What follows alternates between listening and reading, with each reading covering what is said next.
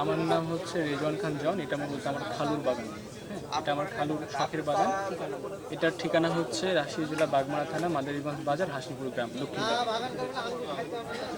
এখানে আঙ্গুর কিভাবে এখানে আঙ্গুরটা আছে মোটামুটি 2 বিঘা জায়গার উপরে। এখানে মোটামুটি আপনার প্রথমে 400 গাছ রোপণ করা হয়েছে, সেখান থেকে মোটামুটি 360+ গাছ আলহামদুলিল্লাহ টিকে গেছে। আর এটা ফলন 11 মাসের এই ফলন দেখতে পাচ্ছেন, এটা টোটালি 11 মাসে এই অবস্থা।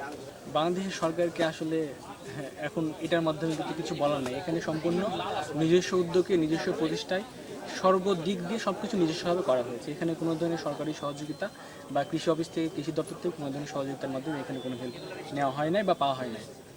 আপনাকে যদি এখন হেল্প করে তাহলে আপনি কি বলছেন?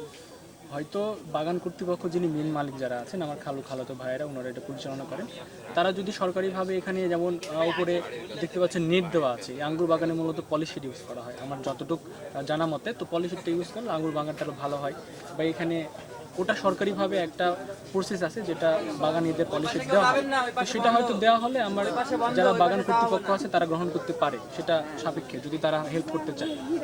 আমরা তো কখনো এভাবে দেখিনি যে বাংলাদেশের মাটিতে এভাবে আঙ্গুর চাষ হচ্ছে। তাহলে আপনি বিভিন্ন ধরনের পর্যটক আসলে বাংলাদেশে আঙ্গুর চাষ মোটামুটি দক্ষিণ অঞ্চলে বেশি হতো, সেটা হচ্ছে যশোর, চুয়াডাঙ্গা, ঝিনাইদহ এই এরিয়াতে।